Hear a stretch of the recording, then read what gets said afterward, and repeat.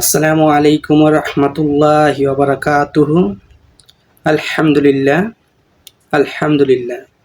সমস্ত প্রশংসা মহান আল্লাহ পাকের। আজ একটি গুরুত্বপূর্ণ বিষয় নিয়ে আলোচনা করব ইনশাআল্লাহ। একদিন একজনের কাছে শুনছিলাম যে তিনি বলতেছিল, নবী করিম সাল্লাল্লাহু আলাইহি ওয়াসাল্লাম একদা ঘরে বসেছিলেন। হঠাৎ তার কলিজার টুকরা সন্তান ফাতিমা ঘরে প্রবেশ করলেন। নবী করিম সাল্লাল্লাহু আলাইহি ওয়াসাল্লাম তা দেখে তার আসন থেকে উঠে গেলেন এবং দৌড়ে যেয়ে তার মেয়ে কলিজার টুকরা ফাতিমা রাদিয়াল্লাহু তাআলা আনহাকে চুমু খেলেন, জড়িয়ে ধরলেন এবং তার হাত ধরে নিয়ে এসে তার আসনে বসালেন। তো উপস্থিত সাহাবারা সেটা দেখে নবী করিম সাল্লাল্লাহু আলাইহি ওয়াসাল্লামকে জিজ্ঞেস করলেন, হে আল্লাহর রাসূল, আপনি ফাতিমা রাদিয়াল্লাহু তাআলা আনহার ক্ষেত্রে যে সম্মান প্রদর্শন করেন সেটা অন্যান্য ব্যক্তিদের ক্ষেত্রে করেন না, এর কারণ কি? নবী করিম সাল্লাল্লাহু আলাইহি ওয়াসাল্লাম তখন বললেন, ফাতিমা হচ্ছে আমার হৃদয়ের এক টুকরা। আমি যা অনুভব করি ফাতিমা তাই অনুভব করে। কষ্ট পেলে আমিও কষ্ট পাই। এই হাদিসটি রয়েছে বুখারী শরীফ, মুসলিম শরীফ এবং আবু দাউদে।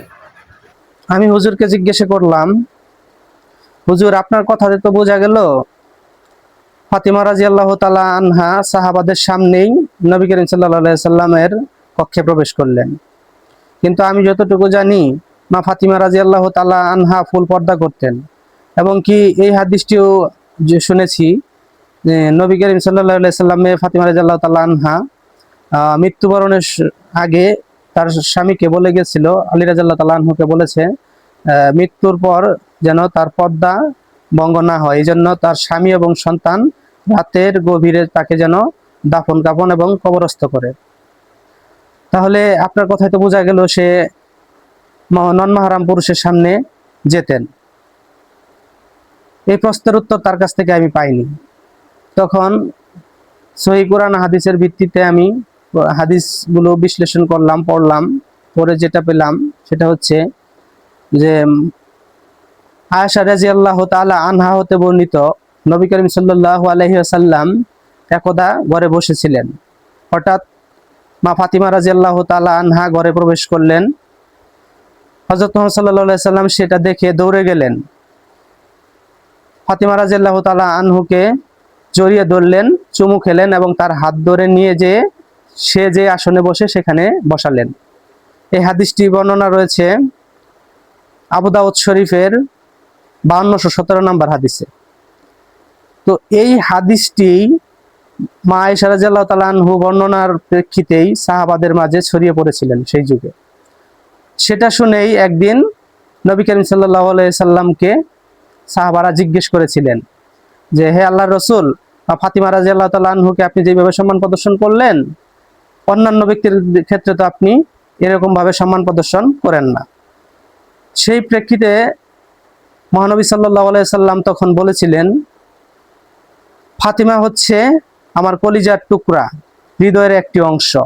আমি যা অনুভব করি ফাতিমাও তাই অনুভব করে। সে কষ্ট পেলে আমিও কষ্ট পাই, আমি তাকে খুব ভালোবাসি। এই হাদিসটি বুখারী শরীফের 3766 নাম্বার হাদিসে রয়েছে। তো ডিয়ার অডিয়েন্স, এখানে আমার যেটা বলার সেটা হচ্ছে যে আমরা অনেক সময় আলেম ওলামা বা কারো কাছ থেকে কোরআন হাদিস শুনে থাকি, তখন অনেকেই কিছু ভুলভাল তথ্য দিয়ে থাকে। তো আমরা যদি সেটা বুঝতে পারি বা সঠিকটা জানি, তখন আমাদের উচিত তাকে বলা এবং সেই সম্পর্কে তাকে প্রশ্ন করা। সে যদি তার উত্তর না দিতে পারে, প্রয়োজনে আমরা তার থেকে বড় কোনো আলেমের শরণাপন্ন হব, তার কাছ থেকে জানবো, অথবা কোরআন হাদিস ঘাটিয়ে পড়ব। আমরা ইচ্ছে করলে সব কিছু জানতে পারি। গুগলে সার্চ দিলেই সহিহ সুন্নাহ ভিত্তিক কোরআন হাদিসের আলোকে সব সমাধান পাওয়া যায়। যাই হোক, এই ছিল আজকের বিষয়। মহান আল্লাহ পাক সবাইকে সহিহ সুন্নাহ ভিত্তিক চলার তৌফিক দান করুন। আমিন।